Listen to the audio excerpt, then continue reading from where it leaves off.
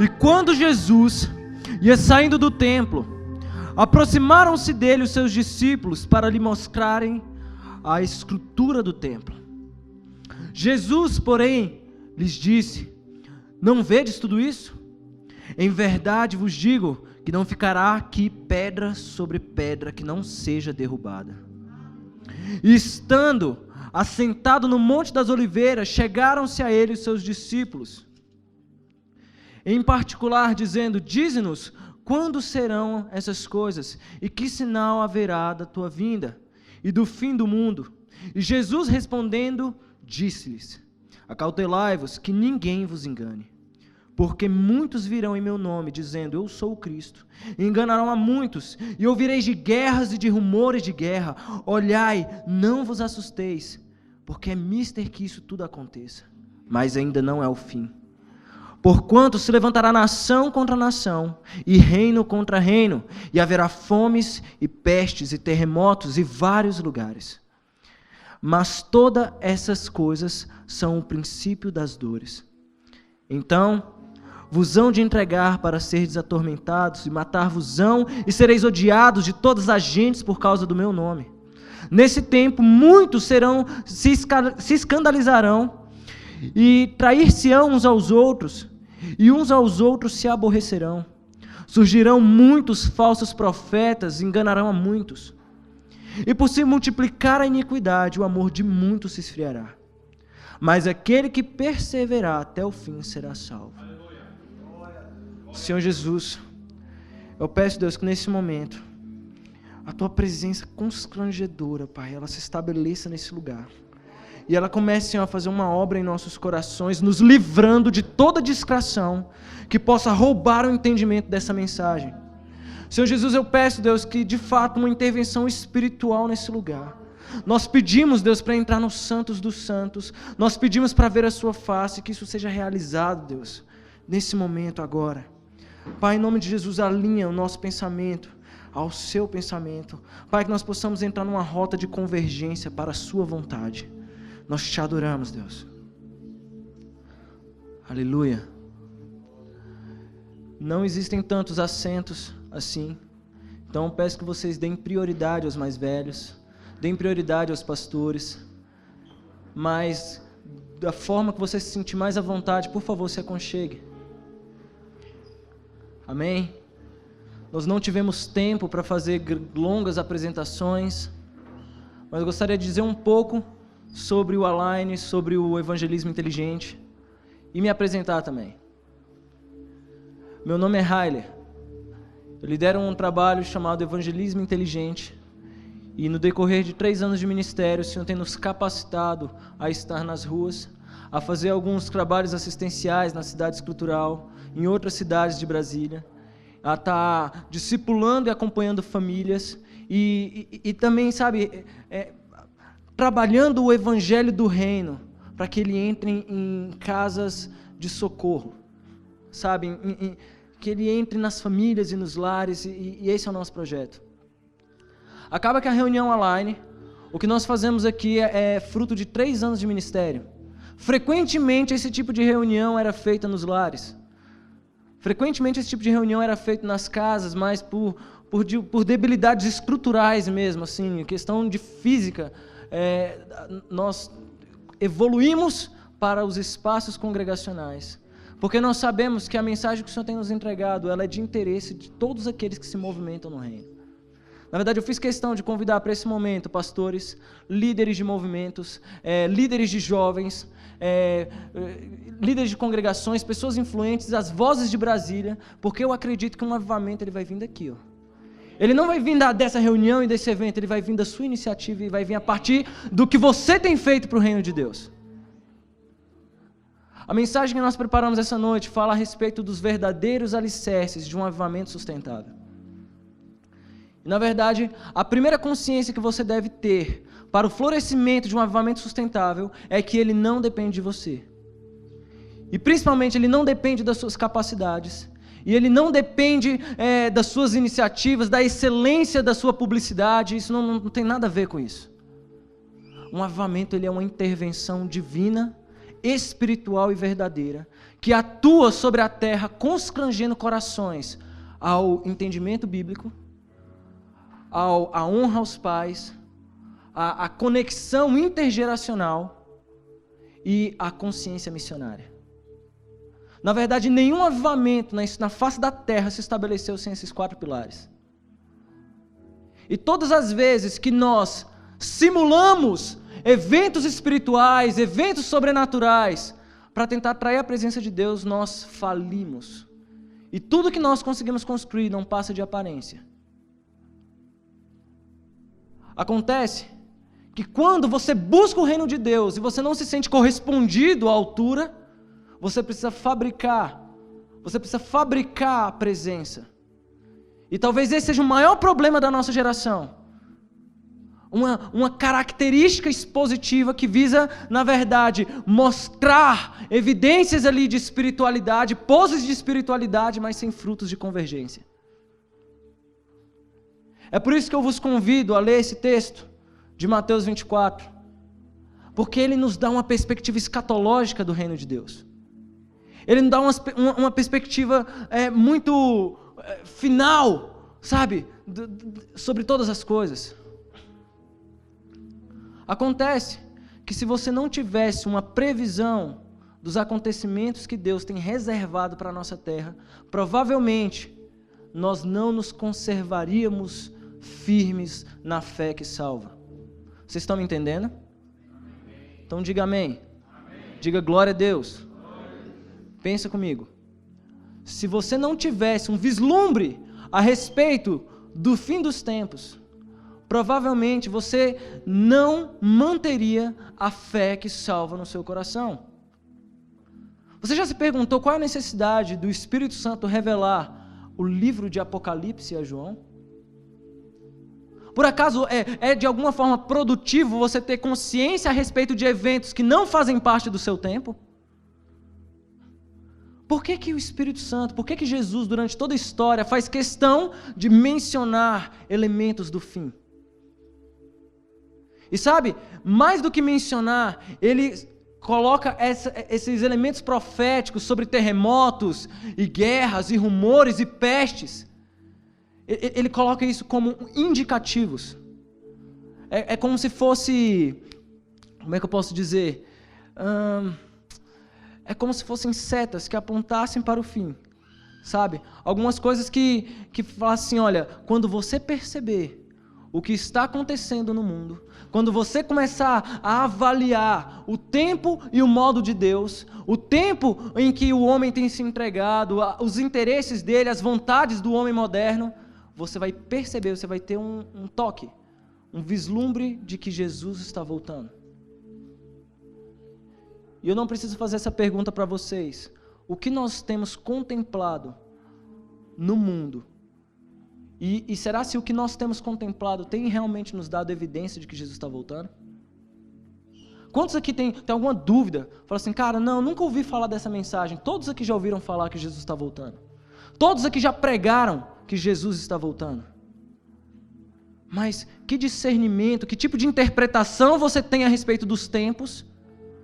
E o que essa urgência, o que esse sentimento de pressa tem feito com as suas iniciativas e com seus trabalhos? Sabe? Eu não sei se você percebe, mas todas as iniciativas do inferno que visam nos paralisar, elas tentam nos distrair dessa verdade, que Jesus está voltando. E uma igreja distraída não aviva ninguém. Abra sua Bíblia no Evangelho de João, no capítulo 14.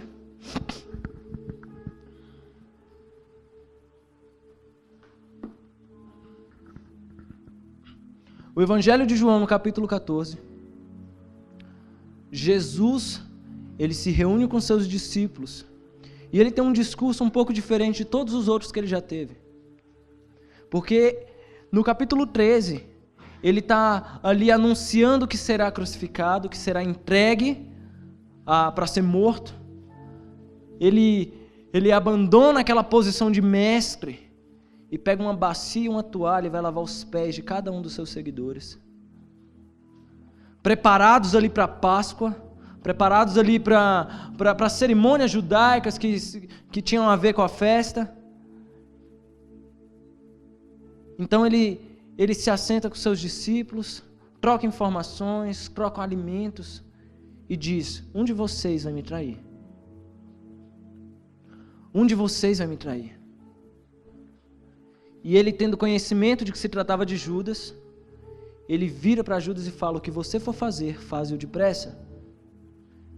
E os outros não interpretaram o ambiente espiritual que estava se formando ali. Eles estavam tão preocupados, tão distraídos com a festa, tão distraídos ali com a refeição, alegres, porque na verdade é uma festa de alegria que simboliza ali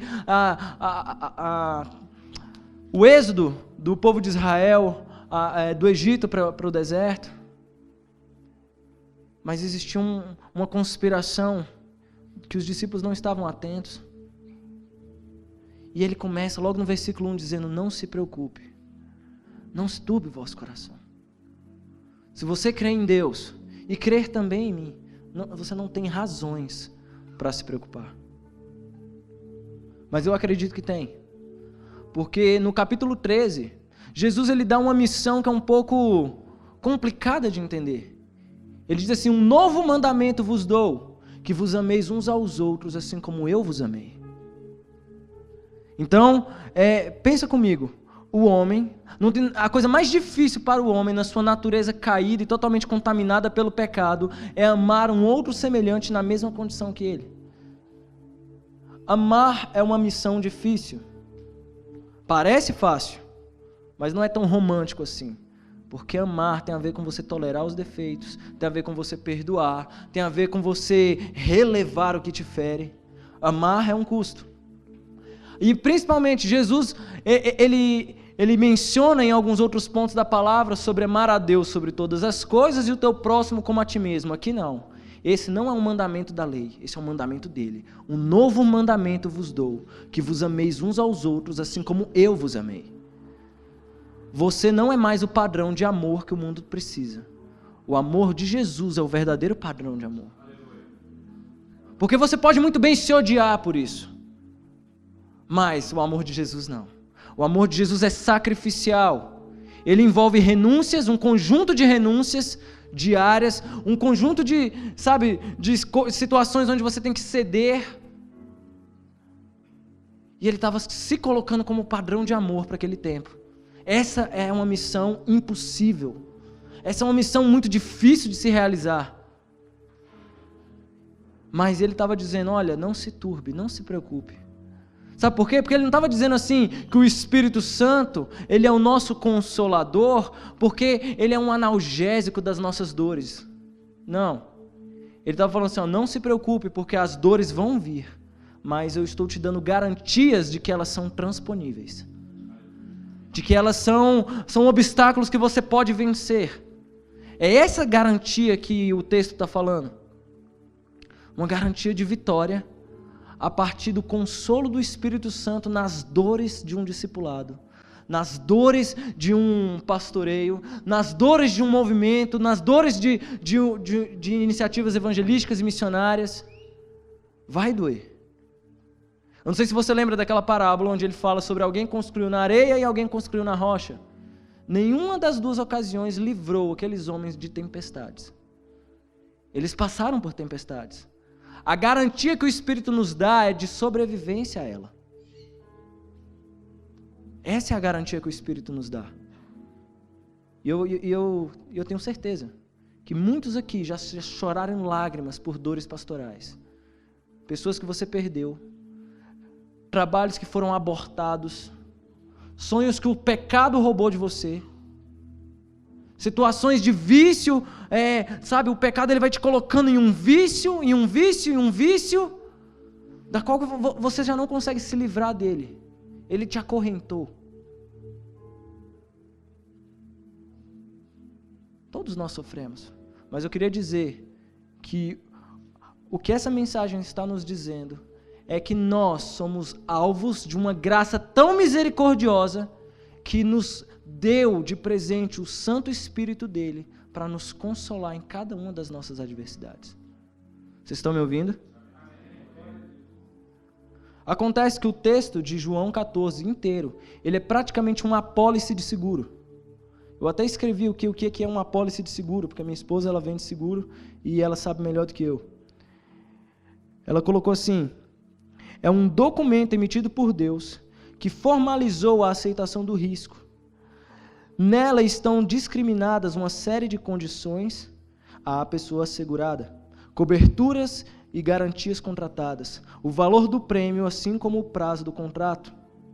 O texto começa nos dando razão para nos preocuparmos, mas nós não devemos nos atemorizar, porque as dificuldades, elas são totalmente transponíveis. E acaba que eu quero chegar, o ponto que eu quero chegar para você, é que você já pensou por que de fato o Evangelho de Jesus sobreviveu a 2000 anos de história e permanece vivo? Só eu considero isso uma coisa milagrosa. Quantas ideias sobrevivem ao tempo? Nós estamos aqui do lado de um cemitério e ali existem milhões de ideias que morreram e você nem conhece. E você nem sabe o que aconteceu. Ideias extraordinárias.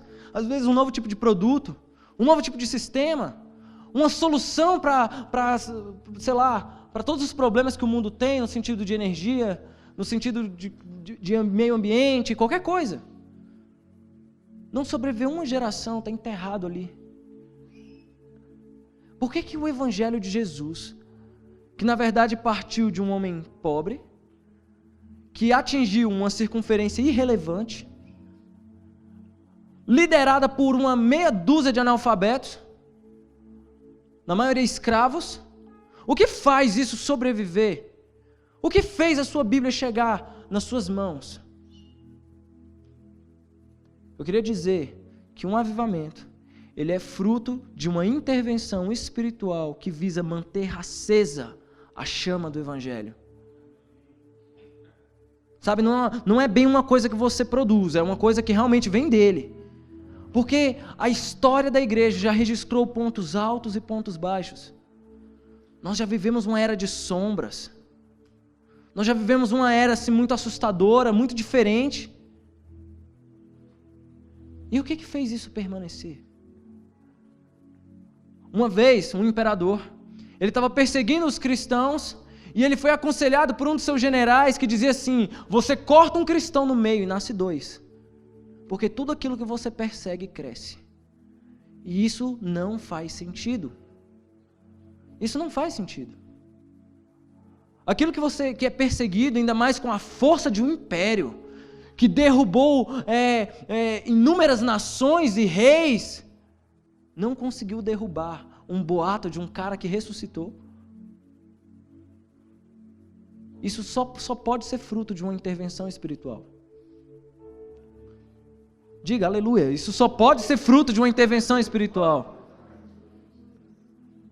Acontece que as dificuldades que nós temos em lidar com essa interferência é a nossa incapacidade de interpretar os tempos.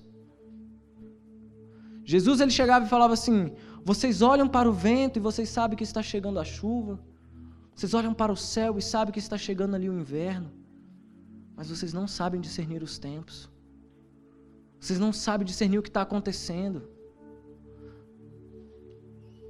Eu queria realmente despertar essa consciência em você, que você pudesse analisar o contexto em que você está inserido e perguntasse para Deus: por que eu nasci? No tempo que eu nasci? Por que eu nasci na família em que Deus me colocou? Você não acha estranho? Você ter nascido exatamente nesse ano, nesse lugar, você ter conhecido exatamente essas pessoas. Deus te dá oportunidades profissionais, oportunidades de estudo, oportunidades acadêmicas. Por que Ele te inseriu nesse lugar? Eu vou te dizer uma coisa: Deus confia em você. Cara, Deus confia em nós. A coisa mais poderosa que existe, que é o seu Evangelho. A Bíblia diz lá em Romanos que o Evangelho é o poder de Deus para a salvação de todo aquele que nele crê. Você sabe o que é você manipular o poder de Deus? Isso parece meio herege. Depois corta isso. Você manipular o poder de Deus, estou falando no sentido do Evangelho, isso não parece estranho? É porque, na verdade, você só tem a aparência de que você tem Ele nas mãos, mas você não tem, não. Na verdade, é Ele que está produzindo vida no seu coração, porque avivamento é isso. Avivamento é vida que vai se brotando no seu coração. Ele diz, quem crer em mim, como diz as Escrituras, do seu interior fluirão rios de água viva.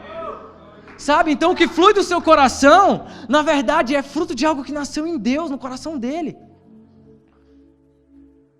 Você só precisa crer, conforme diz as Escrituras. Não é uma fé burra, não é uma fé fideísta, não é uma fé que é conduzida por um vento de influência, não. Mas é algo que é firmado no poder dele. Sabe, eu tenho descoberto que a palavra avivamento, ela diz respeito a um tipo de vida, nenhum ambiente onde vida era algo inexistente. Sabe aquele negócio, haja luz? Não tinha nada. E a vida veio a partir do nada. Porque a ressurreição, ela na verdade ela é um fenômeno que acontece depois da morte de alguma coisa que já foi viva. Mas o avivamento não, ele vem a partir do nada mesmo. Ele é construído a partir do nada. E sabe, eu tenho descoberto que ele não é uma exclusividade da igreja. O avivamento não é uma exclusividade da igreja, isso não pertence a um grupo de cristãos. Na verdade, se o avivamento ele é vida a partir do nada, ele tem mais influência lá fora. Porque na verdade essa é a verdadeira característica de um avivamento. É o Espírito Santo saindo das portas das nossas paredes, saindo dos nossos círculos sociais e atingindo aquele que realmente precisa. E na verdade fazendo aquela pessoa ter consciência dos seus pecados e dos seus delitos, sem ter nada, sabe, sem partir de nada no interior dela, ela lidar com o Espírito Santo e ser constrangida pela presença dele. E isso é avivamento. É nisso que eu creio. Então, se o avivamento, ele pertence na verdade ao mundo, qual é a porção da igreja nisso? Na verdade, o problema da igreja não é morte. Nós não estamos mortos. Nós conhecemos a vida. Os discípulos de Jesus falavam assim, para quem iremos nós, se só tu tens as palavras de vida? Se você se alimenta da palavra de Deus, você não está morto. Você está dormindo. E talvez esse seja o pior. É um tipo de pecado que é gerado a partir da sua negligência. Você está sonolento. Na verdade, existe uma sonolência que tem atingido a igreja de Cristo nos últimos dias e tem feito ela ficar tão distraída com o mundo, tão distraída com as coisas daqui, que a fazem não perceber, de fato, que Jesus está voltando e que há uma urgência, que há uma pressa em disseminar o seu evangelho e a sua cultura. O diabo não quer te matar, não, isso é neurose. Ele quer te distrair, para que você perca então o seu propósito. Para que você perca ali, na verdade, uma excelente chance de propagar o evangelho. Esse é o problema da igreja. Nós vivemos uma cultura evangélica que diz assim, Senhor, aviva a sua igreja, aviva a sua igreja. Não, Senhor, aviva o mundo e acorda a sua igreja. Desperta tu que dormes. Levanta-te. O Keith Green, ele falava isso com frequência. Você não vê as pessoas se afogarem. Quem se importa se elas se afogarem? Por que tanta indiferença com o mundo perdido? Não feche os seus olhos fingindo ser um cristão. Nós estamos dormindo, irmãos. Estamos dormindo. Não, Harley, não estamos não, a gente está nas ruas, a gente está fazendo isso, Cara, não, a gente está dormindo sim. Talvez essa seja a geração mais sonolente que a igreja já viveu, a geração que mais levantou líderes despreparados no reino de Deus, a geração mais desconectada com a palavra, porque vive de emocionalismo e emocionalismo, sabe, sendo estimulada através da excelência publicitária dos nossos eventos, mas não assumimos o reino dos céus de forma integral. Nós não olhamos para o Evangelho como algo integral. Virou nosso hobby. O hobby do nosso fim de semana. A parada legal que a gente faz com os nossos amigos. Não, cara. Jesus, Ele está nos convidando para mais do que uma experiência religiosa. Ele está nos convidando para ter uma vida com Ele. Para andar com Ele. Porque na verdade isso é avivamento. Sabe, o verdadeiro avivamento, ele surge a partir de uma conexão intergeracional. Ou seja, é um lugar onde os filhos se convertem ao coração dos pais e os pais se convertem ao coração dos filhos. Esse sentimento de independência, ele não flui de um interesse avivamentista. Não flui. Nós vivemos uma geração tão desconectada do passado. Existem, na verdade, um período histórico da igreja, na verdade, 2 períodos, que é chamado do primeiro grande despertar nos Estados Unidos, que aconteceu no século XVIII, onde levantou uma família exemplar, que era a família dos Wesley, lá na Inglaterra. Quando o John Wesley, ele era pequeno, a casa onde ele estava pegou fogo, houve um incêndio, e a única forma que ele encontrou de se salvar foi ser arremessado por alguém de dentro da casa para fora, e ele caiu nos braços de uma pessoa. E a casa inteira sucumbiu às chamas. A partir de então, as pessoas chamavam ele de um tição tirado do fogo. Uma pessoa que foi retirada do fogo. Ele profundamente influenciado por sua mãe, que teve 19 filhos. E para organizar uma casa de 19 filhos, ela teve que estabelecer alguns métodos. Ela teve que colocar realmente uma agenda com horário e um cronograma, mostrando um tempo de dedicação que ela deveria ter com seus filhos. E isso influenciou John Wesley a orar horas e horas por dia.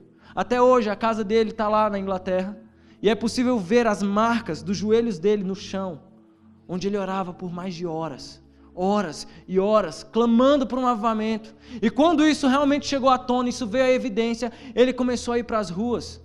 Ele chegou a se formar, ele chegou a ser ordenado, mas ele ignorava os benefícios estruturais do templo e ele ia para as ruas, ele ia nas comunidades e ele tinha uma mensagem tão contextualizada, porque ele ia para a rua e começava a clamar por preços justos, pela abolição da escravatura, ele começava a clamar por elementos de interesse social, e o avivamento de fato chegou no mundo. Porque ele acordou, ele descobriu que ele precisava exercer governo dos céus. O seu irmão, profundamente influenciado por sua vida de devoção, compôs milhares de canções. Ele levantou grupos nas suas faculdades, que eram conhecidos como o Grupo dos Santos, porque de fato eles eram tão certinhos, tão corretos, nunca se atrasavam. Eles jejuavam às terças e às quintas, faziam ações sociais nos finais de semana e congregavam com frequência. Com o tempo eles foram chamados de metodistas, porque eles seguiam exatamente um método. E assim nasce a igreja metodista wesleyana.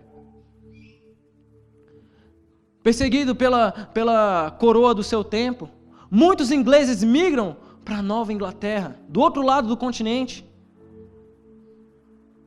e ministram esse tipo de palavra poderosa. As pessoas, quando iam ver John Wesley, elas viam ele queimando em avivamento. Uma vez um repórter chegou a uma pessoa e falou assim: cara, o que você está fazendo aqui? Eu já vi você entrando na fila várias vezes, o que esse cara faz? Ele não faz nada, ele só queima, e a gente vê a presença dele queimar, e isso é incrível. Era isso que acontecia com John Wesley. Vindo para os Estados Unidos, um homem chamado George Whitefield, ele começava a ministrar com uma veracidade. Ele sempre foi anglicano. Ele era um profundo evangelista, estava sempre migrando de cidade em cidade, até então isso era uma novidade, isso nunca existiu. Essa consciência missionária de que, na verdade, a presença de Deus não precisa estar encapsulada em um templo, mas ela precisa estar, de fato, sendo atuante no mundo. Ele pregava com tanta força. Influenciou um homem chamado Jonathan Edwards, profundo calvinista, homem diligente no estudo da palavra, presidiu faculdades, um extremo erudito. Até hoje, os Estados Unidos respeitam o cristianismo de Jonathan Edwards. exímio literário, deixou um legado histórico para a igreja. E ele dizia que o avivamento é fruto de uma intervenção divina, que não dependia dele. Mas essa mensagem era tão poderosa que aquele senso de sonolência e de descomprometimento dos jovens do seu tempo se converteu em um trovão, onde as pessoas saíam de vilarejos a cavalo para ouvi-lo pregar. E ele, na verdade, Whitefield, ele pregava de forma itinerante, mas Jonathan Edwards, ele tinha uma igreja local. Ele abandonou o sucesso de uma vida acadêmica extremamente bem-sucedida, porque entendeu que o reino de Deus é tão integral e dependia muito, muito mesmo dessa entrega dele.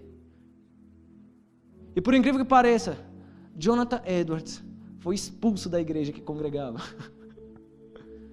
As ideias deles eram extremamente subversivas. As pessoas não podiam assimilar esse tipo de ideia. Até então a igreja ela não tinha essa configuração que temos hoje. Ela era praticamente um cartório, ela tinha uma função social. Porque a igreja era responsável pelos batismos de todos os povos. Então as pessoas não tinham necessariamente uma confissão cristã, mas elas tinham que ir para a igreja. E Jonathan Edwards foi muito crítico e contundente nesse assunto. E chegou a dizer assim, não, o cristianismo, na verdade, ele é uma vida de renúncias. E começou a combater os pecados da sua congregação ao ponto que foi expulso por uma meia dúzia de gente que hoje você nem sabe quem é. Mas as ideias desse cara vivem até hoje. E muitos outros homens surgiram. Esses dois, na verdade, eles foram expoentes, são pessoas assim que você... É o tamanho deles. Tem um outro aqui que eu queria falar. Não, é esses mesmo. Charles Wesley, John Wesley, George Whitefield e Jonathan Edwards. Passa-se um século, o século XIX, surge um outro pensamento. As reformas mundiais ali, influenciadas pelo iluminismo e por uma série de acontecimentos históricos, redesenharam a forma do homem pensar. Então, um advogado bem-sucedido chamado Charles Finney começa a buscar intensidade no reino de Deus. Começa a buscar com intensidade o reino de Deus. E abandona o seu trabalho e vai para o meio da rua buscar uma ação espiritual. Ele teve um entendimento que hoje às vezes é criticado, às vezes é aceito, mas eu não consigo ver onde um se opõe, mas ele dizia que é perfeitamente possível plantar um avivamento. Porque ele tinha uma consciência assim, se você tem milho, e você tem terra, e você planta milho na terra, não tem como você colher trigo. Existem coisas que podemos fazer que podem atrair um avivamento. Aquilo que era um contexto extremamente calvinista, se converte a um contexto extremamente arminiano. E ele, ele começa a plantar essa ideia dizendo assim, vamos produzir um avivamento. Se um avivamento se faz com oração, oraremos, até orar de verdade. Se um avivamento se faz com leitura da palavra, nós nos entregaremos à leitura. Se um avivamento se produz através da unidade, do alinhamento entre pessoas, vamos promover a unidade. E eles receberam de fato um avivamento. Aquilo varreu o pensamento americano. E todos os homens e todos os líderes começaram a ter uma profunda consciência missionária de que isso pertence a todos os homens. Assim começaram as primeiras marchas de guerra civil que visavam ali libertar os negros da escravatura. E a igreja começou a ter um papel de influência tão significativo, onde as pessoas consultavam os princípios religiosos para adotar as leis e a moralidade do povo. A partir de então, surgiu movimentos de avivamento, focos de avivamento, que foram crescendo, mas você percebe que há sempre isso, um declínio e uma subida, um declínio.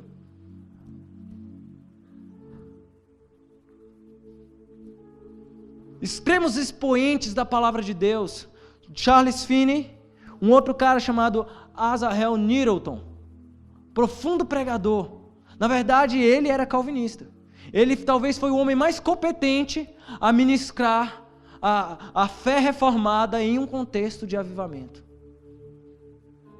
Profundo literário, deixou várias obras. Um outro homem que eu queria citar, que foi Peter Cartwright. Eu não sei falar esse nome, desculpa. Mas esse cara, ele é engraçado. Porque ele foi o primeiro a ter uma consciência realmente de multiplicar essa visão. Então ele ia de aldeia em aldeia a cavalo, viajava horas, e levava consigo somente a Bíblia, e muitas vezes ele pregava em contextos não convertidos à fé cristã. E quando ele pregava essas coisas, tem sempre um engraçadinho que ficava atrapalhando, saca? Aquele cara que fica lançando piadas e ridicularizando o papel do pregador, porque muitas vezes eles não tinham mais do que a roupa do próprio corpo, e ainda assim eles se entregavam totalmente ao Evangelho. E quando esse homem pregava, Peter Cartwright, eu não sei falar direito o nome dele, quando ele pregava e aparecia um desses engraçadinhos, ele retirava o paletó, ele deixava ali. Ele ia até o cara que estava fazendo palhaçada e dava um soco na cara do cara. Ele batia no cara mesmo. Depois ele voltava, pegava o seu paletó e voltava a pregar o Evangelho. Já pensou se essa prática volta? Se esses costumes vêm para o nosso tempo? Às vezes eu confesso que eu carnalizo essa vontade, mas eu não vou fazer isso. Mas tamanha seriedade que esses homens davam ao Evangelho. Tem um outro homem chamado Timothy Dwight, que ele era, na verdade, neto de Jonathan Edwards, também profundo pregador do Evangelho. E eu estou contando essas histórias para que vocês tenham, de fato, uma dimensão do que se trata um avivamento. Um avivamento não é uma circunstância eventual. Eu estou te convidando aqui para o Align, dia 28, mas amanhã é que se provará se o avivamento tem de fato produzido algo em você. Não são os eventos, não são a decoração, a publicidade, a qualidade do som, da música, da palavra, não. Na verdade, são corações quebrantados e contritos, totalmente rendidos aos interesses do céu para o nosso tempo. Isso é um avivamento. Sabe? Fugindo do ambiente histórico e entrando agora num ambiente mais bíblico, eu queria que vocês tivessem uma perspectiva básica sobre como a Bíblia lida com avivamentos. Acontece que, só para esclarecer para vocês, Deus ele seleciona um povo no Antigo Testamento, certo? O povo de Israel.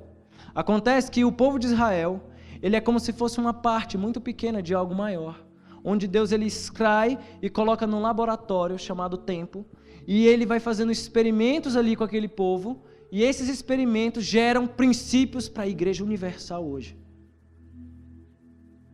Vocês estão entendendo? Ou seja, Israel é um micro espelho da igreja no Antigo Testamento. Tudo aquilo que aconteceu em Israel, na verdade, evidencia princípios que você deve seguir hoje. Só que numa esfera maior. Porque, na verdade, a igreja, ela alcança cada povo, tribo, língua e nação da terra, amém? Então, pensa comigo, nós vamos agora lá para o livro de Reis, no capítulo 18, e você vai perceber que o livro de Reis, ele fala sobre essas conexões intergeracionais, porque morria um rei e suscitava outro, e morria um rei e suscitava outro, e cada vez que um rei surgia, era anunciado o caráter do seu reino nas Escrituras. Acontece que um rei muito bom subia e falava, este seguiu o caminho de Davi, o seu pai, e fez o que era reto aos olhos do Senhor.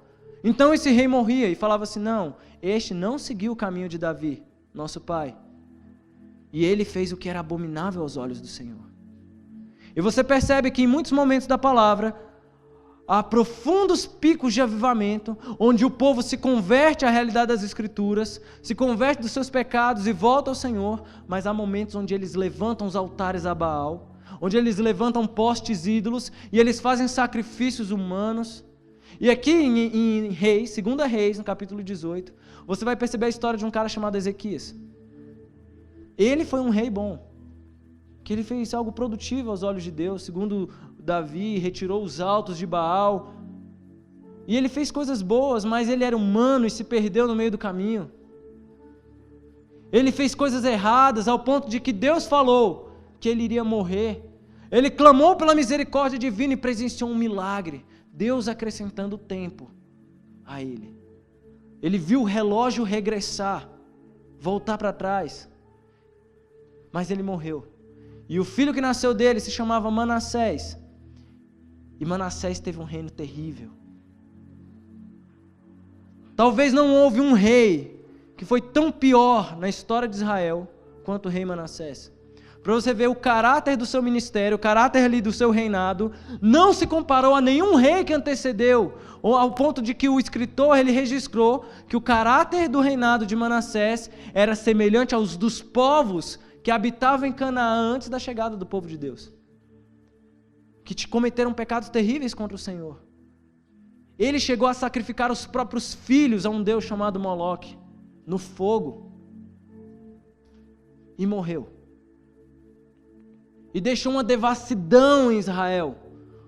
As pessoas já não tinham mais cultura da lei e dos costumes judaicos, porque eles já estavam profundamente corrompidos pelos ideais dos outros deuses que esse rei atraiu para aquele povo.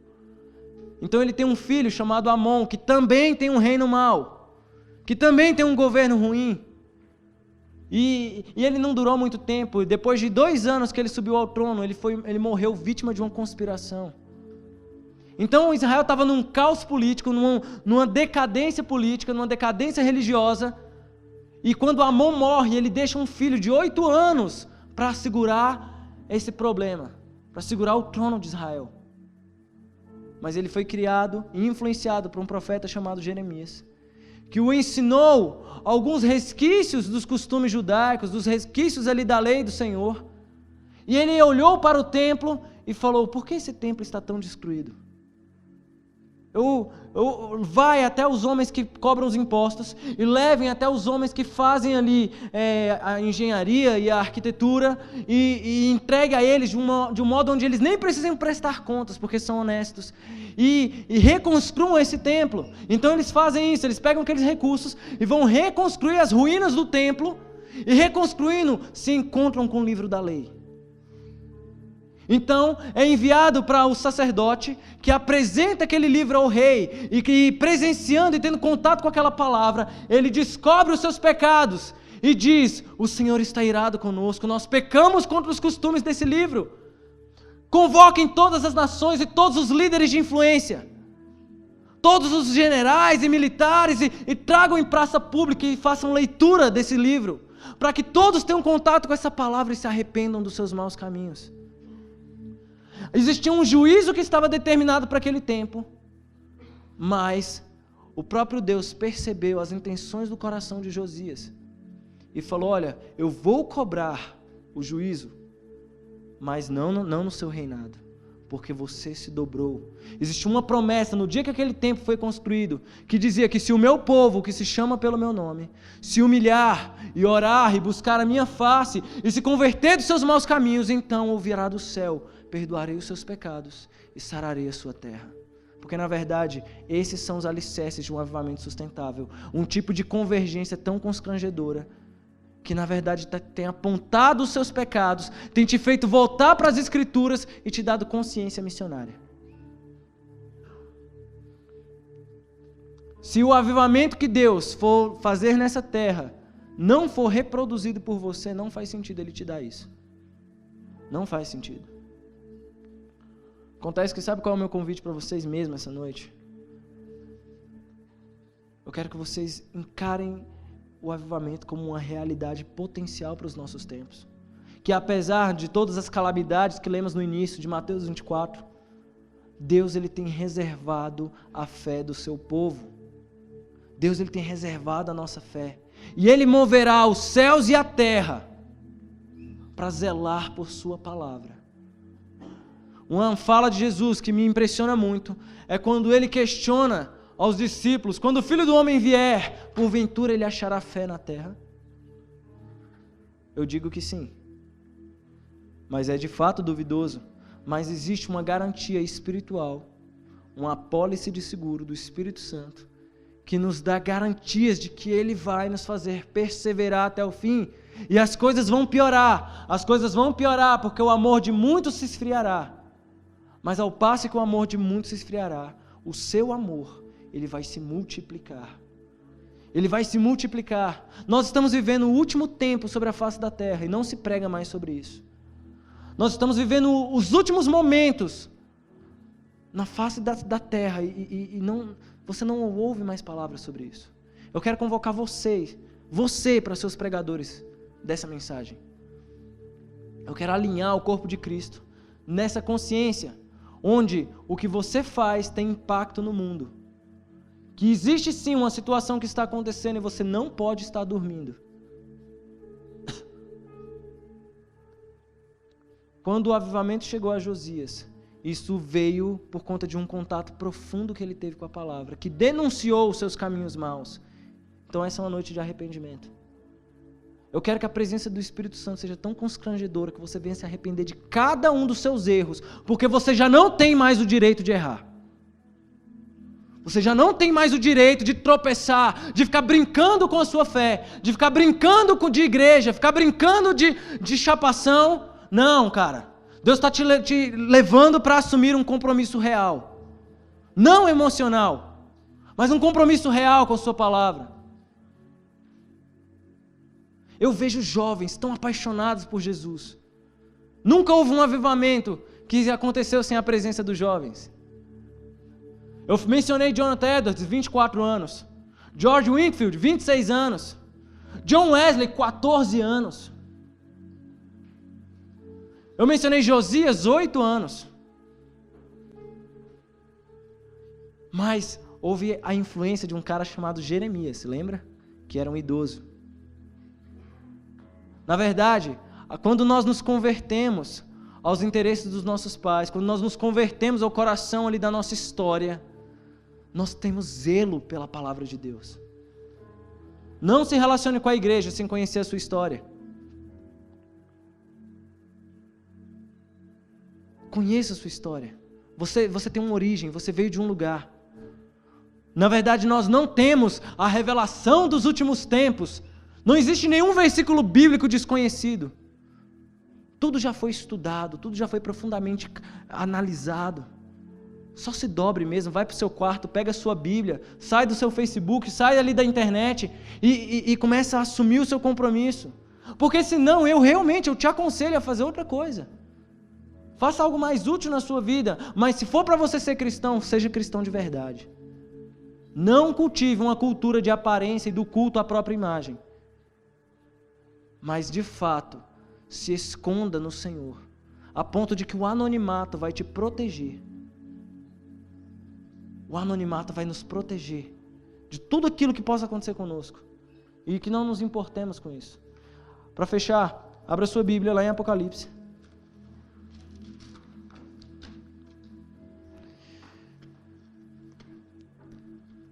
Apocalipse no capítulo 3.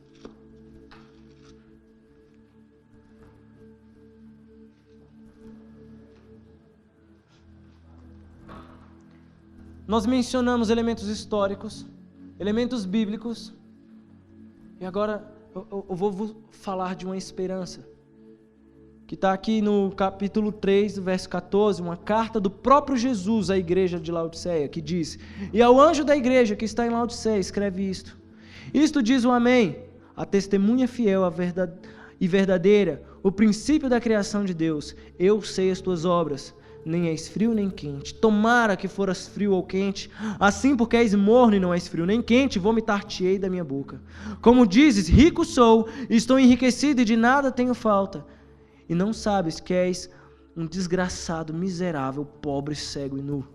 Aconselho-te que de mim compres ouro provado no fogo, para que te enriqueças, e vestes brancas para que te vistas, e não apareça a vergonha da tua nudez, e que unja os teus olhos com colírio para que vejas. Eu repreendo e castigo a todos quanto amo. Sê, pois, zeloso, arrepende-te. Eis que estou à porta e bato. Se alguém ouvir a minha voz, abrir a porta, entrarei em sua casa e com ele cearei, e ele comigo. Ao que vencer, lhe concederei que se assente comigo no meu trono, assim como eu venci e me assentei com meu Pai no seu trono. Quem tem ouvidos, ouça o que o Espírito diz às igrejas. A diferença da carta de Laodiceia para todas as outras é que você percebe que não há um desvio no sentido doutrinário ali da palavra.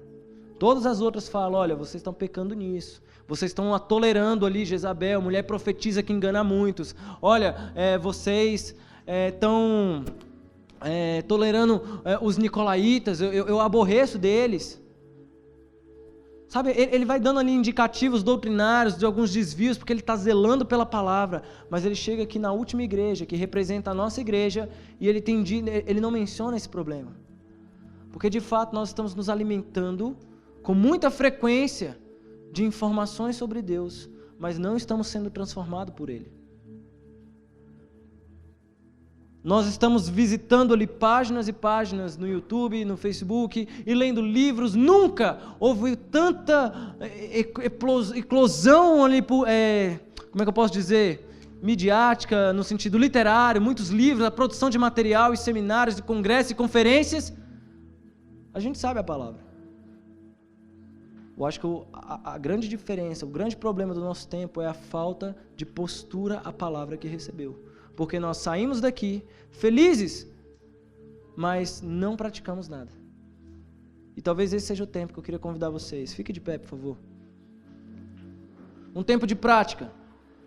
Você retirar a sua fé das regiões filosóficas da sua mente e depositar ela nas regiões práticas do seu comportamento. A fé em Jesus, ela é algo real, natural e poderoso e muito prazeroso, mas nós somos responsáveis pelo evangelho que carregamos. Sabe por quê? Porque você é a única imagem que o mundo tem de Deus, e se você peca por má representatividade, eles estão tendo uma visão deturpada do Criador, e por isso o amor de muitos tem se esfriado.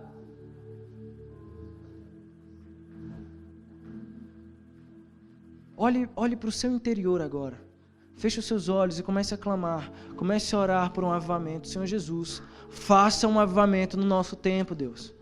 Pai, promova uma intervenção espiritual no nosso tempo e que vai de fato converter os nossos corações e vai nos despertar para essa consciência. Senhor Jesus, vem, Pai, comece a orar mesmo. Comece a aumentar a intensidade da sua adoração. Comece a aumentar a intensidade. Diga cada vez palavras mais altas. Senhor, faz algo no nosso tempo, Deus, faz algo no nosso tempo. Deus, em nome de Jesus, converte a minha fé a algo genuíno. Dobre a minha intensidade, Senhor. Dobre a minha intensidade, que eu possa ter mais sede, que eu possa ter mais fome de Ti. Pai, que eu possa ter mais fome de Ti, Deus. Redesenhe os caminhos desse mundo. Pai, em nome de Jesus, posiciona pessoas estratégicas no meu ministério, para que eu possa estar alinhado aos seus interesses para essa geração, não aos meus. Senhor Jesus, vem, Pai, vem, Senhor. Promove, Deus, em nossos corações um avivamento. Promove em nosso tempo um avivamento.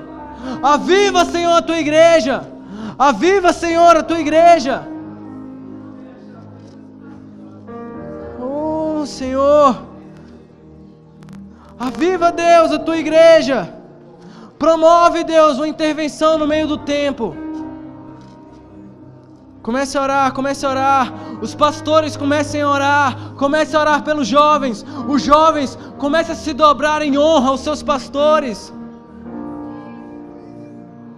Recebam as mensagens da outra geração, porque nada será estabelecido sem conexão. Nós precisamos estar alinhados aos propósitos do reino de Deus. A palavra do Senhor nos diz, lá em Abacuque, no capítulo 3, no verso 2: Ouvi, Senhor, a Tua palavra e temi. Aviva, ó Senhor, a Tua obra no meio dos anos. No meio dos anos a notifica. No meio dos anos a notifica. Na ira lembra-te da misericórdia. Deus, Ele quer promover um avivamento no nosso tempo. E sabe, eu vou te falar uma coisa. Uma das coisas que o Espírito Santo tem me falado, algo que eu tenho sentido no meu espírito, é que nós devemos honrar todo o avivamento que já passou pela terra. E nós devemos de fato entender que nós temos uma história, que muitos momentos dessa história não foram bons, mas houve momentos extraordinários por causa do Espírito Santo que nos guardou até aqui.